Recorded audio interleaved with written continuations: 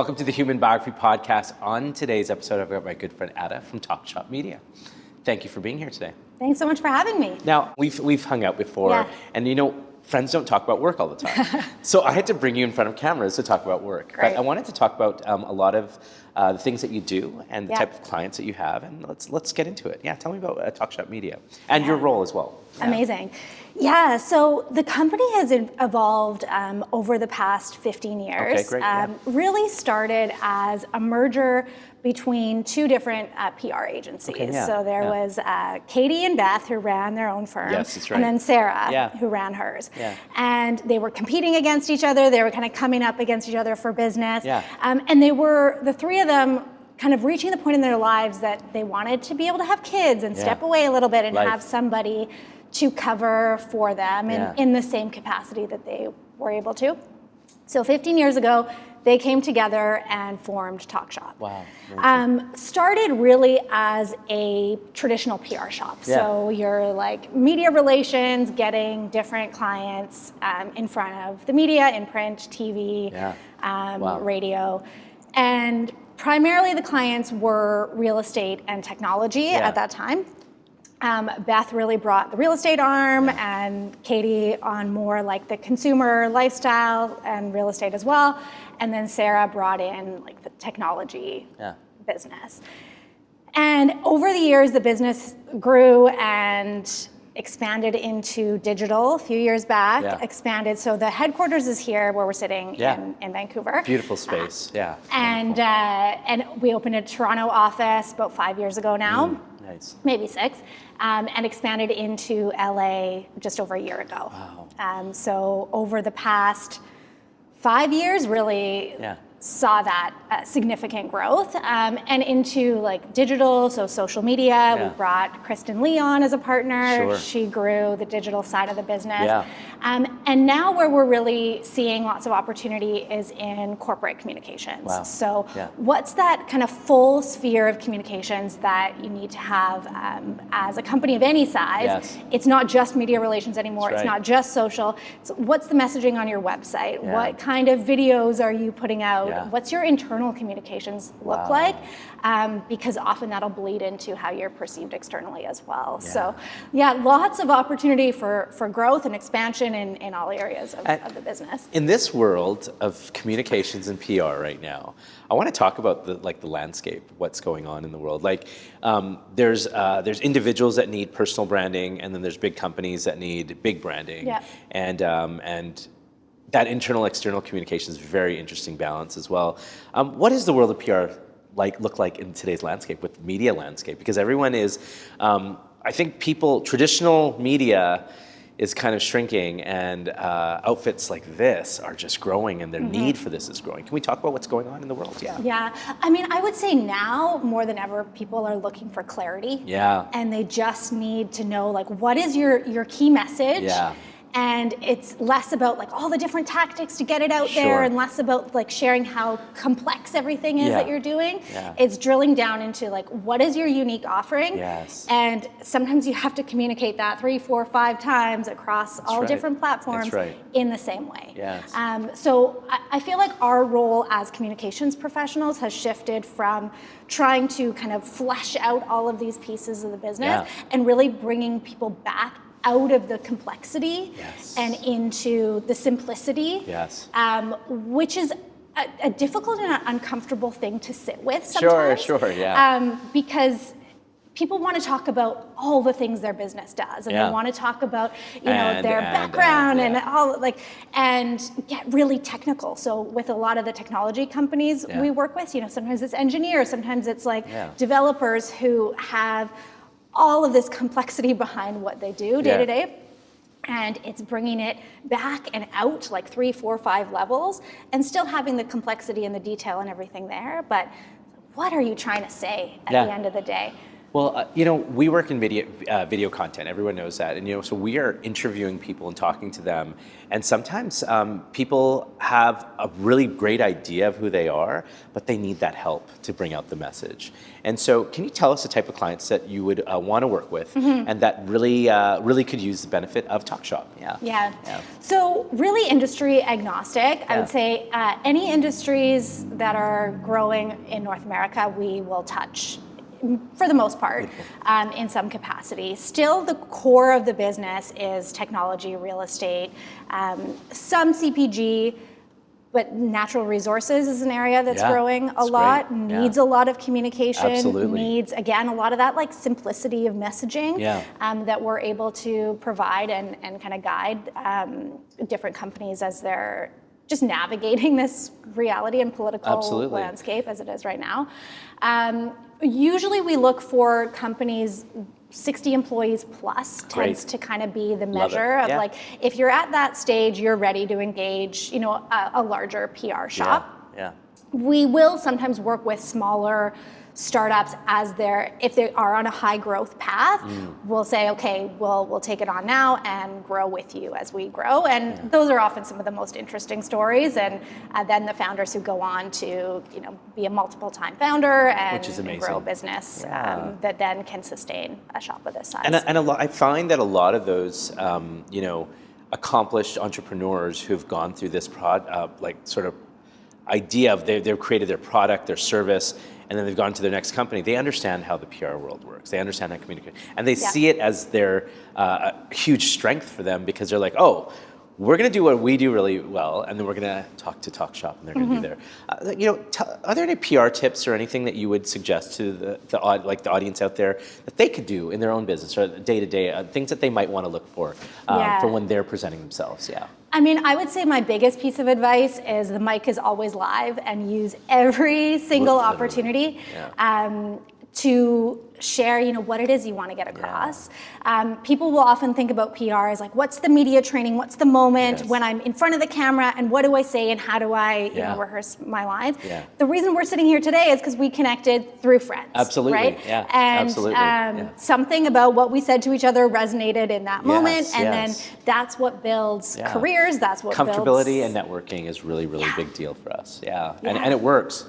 I think a lot of the time, when I do meet people, some of the most casual conversations turn into big PR moments for people as well. It's like, oh wait, you do that? Because you don't know sometimes what people do until you actually care and say, hey, should we talk about what we're doing? And then I'm like, oh, let's get on the podcast, or let me introduce you to this person. And I think those subtle moments, and then there's big moments. Like I get to meet, and I'm sure you do too, these influencers, who are doing their own media. Can you tell me about that world? I don't really know much about it. Somewhat, we are public people. We do have personal brands, but there's this hyper influencer TikTok world that is really blowing up. Does that enter your realm of work as well? And tell me about that. It does, yeah. So influencers kind of cross between the digital and the traditional media sphere. I would say there was a huge boom of influencer work 3-4 years ago, maybe was really the top. Coming out of the pandemic, people are in their basements in their homes saying, okay, if we can't go out there, we're going to do it in here. And I think it boomed quite rapidly. And they were able to charge a significant amount of money for something that there was a real question mark of who's the audience and what are the results that I can actually expect out of this as a brand investing. And so now there's all the memes around like, oh, $30,000 for a post and what do I get and what kind of sales and what, nothing sometimes out of it. So that was a really interesting wave to ride in terms of educating clients about this as an opportunity, but then also kind of bringing them back down to reality of sometimes these people who say they have, 1 million followers, half of them are bots, or they're not relevant to the actual audience that you're trying to reach. And so if you have somebody post with a following that isn't actually engaged or relevant, well, it doesn't move the needle for the business. That's right. So there's definitely been a shift away from that hype and a lot more questioning of, what's the actual ROI on it. It's still a large part of our strategies, but what we really look at is who the following is and what are the measures of success that we're looking to get out of an engagement. And often that looks like actually working with like micro influencers or people who aren't necessarily making their career as bloggers or social media personalities, but they have that following based on whatever else they're doing. And the industry that they're in. Yeah. I've noticed in the last while that I remember, I mean, this is now dating myself, that, you know, is like radio and television were like big PR opportunities that were big budget sort of places. Are people investing in radio and television still? And if so, can you tell us how that looks in today's day and age? You know, because I feel like streaming is really big right now. But you know, people have cable vision, and I hate even saying that word, but people subscribe to traditional television. So I wanted to find out, what is the mix for that right now? Yeah, I mean, TV and radio ads, we're still seeing a lot of investment there. Print ads, same thing. It's really a surefire way to get in front of the audience that you want. And you can control the message, you know, exactly in the way you can with traditional media relations where we're pitching clients. And you can control the timing, right? So if you have a big launch and you want a page in the local newspaper, you know, a paid ad is the way to go. If you want to make sure that you're in front of an audience that's commuting regularly, they're still listening to the radio. You know, and when I'm driving, sometimes I have a podcast on, sometimes it's CBC, right? And you kind of go back to that simplicity. I think in a world where there's been this boom of so much noise and so much digital content and personalities and influence, people are looking for that simplicity a little bit. So sometimes it's like picking up the paper. I saw the other day someone printed off their favorite Substacks. And they sat on a park bench and they took a photo of them reading the Substacks that they printed. So there is something in the appeal of that physical printed, something tangible in a world that can feel just... I miss a paper. Like I was looking for, I mean, I won't say which papers because they're probably defunct, but I was looking for some papers and I was like, oh, there is not very many papers out there anymore. And that's kind of sad, actually. And you know, when I'm starting to think about communication, I have to say that it becomes some of the biggest misconceptions about a company are lack of communication. Some of the biggest information pieces that I do get are because of communications. So there's a constant stream. Are there companies that you work with that are really doing it right? And can you tell about, just give us some examples of some of your clients? So I would say Sutton, the real estate brokerage. You're going to talk to Ross as well. Just so you know, so what we're doing today here at Talk Shop, we are going to be talking to some of Talk Shop's bigger clients, and we're going to be having a little conversation about their work and their lives, and that's kind of a series that we're putting out there as well. So Ada is the first sort of integration of that, and we're just going to try to experiment to see what is going on in the world of communications, PR, but also these amazing companies that utilize these great services. So tell us about Sutton. So Sutton, we're a part of the communication, so I can say, you know, we take some credit for it. Great. But there's a great integration of the internal communication. There's a real clarity in the message, in the external kind of PR push, in any of the website copy, the owned media, and then digital. And it's all really speaking the same language. So there's this through line that is that brand consistency. I think when you look at, you know, what is clarity of communication and what is important for, you know, whether you're a personality or running a brand, it's that through line of clarity. And so that when you're you know, reading in the newspaper about the brand and you're seeing the social content, it feels like it's the same company. Consistency. And it's the same piece.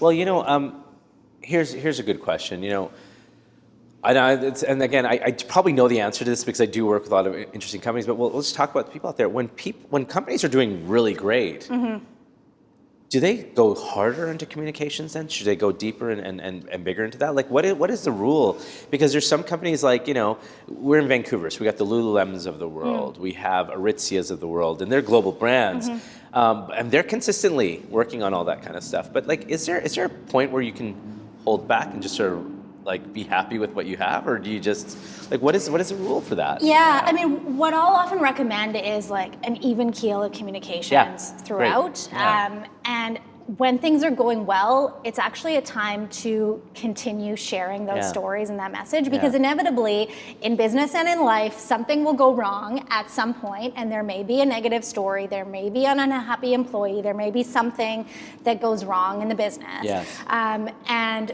once that story is shared, you'd much rather it be a little blip on the radar than the one story that people know you for and think about. Exactly. So it's funny, people often think about PR and come to us when something has gone wrong. You know, they're bankrupt or something's happened and there's negative press, and now what do? Now we need to turn it around. Now we need to start investing. And actually at that point, we'll often say, give it 6 months. Wow, unless there's something we need to respond to right away. It's something that's, you know, factually inaccurate. But if the story is correct, leave it, invest in a strategy, invest in a plan that you can commit to, because otherwise, you know, people are smart. They'll see it through, they'll see it as just another blip, and then you wait until something else goes wrong again. So the companies that do well and are able to continue to grow are the ones who consistently invest in communications and keep that message going. And it also helps, it's interesting, a lot of the work that we do helps business owners find their strategy, you know, by asking the questions of, like, you know, why are we reaching this audience? What do you want to say? You know, you go home afterwards and you think about, okay, why are we doing this? And is this the right audience, and does it make sense? So that's where communications can really level up a business overall. I remember when so I did my master's in communications, and part of the program was looking at crisis communications. And I want to talk about that because, and not to say that, you know, the world is in crisis. Yes, some aspects are, but people have to shift based on what's going on in the world. And some of it comes financial, some of it comes PR related, but it all comes down to this idea that there's an idea of some type of crisis. What are the fast rules of somebody that's going through something like that? Because it's happening all over the place. I mean, I would say first rule, call us. Great. And then what we do is we assemble a team. So first thing, you never want to be approaching a crisis just from one perspective or from one person's, you know, narrow view of the scene. So that's where engaging a team who comes at the situation with different worldviews, different things that we each notice.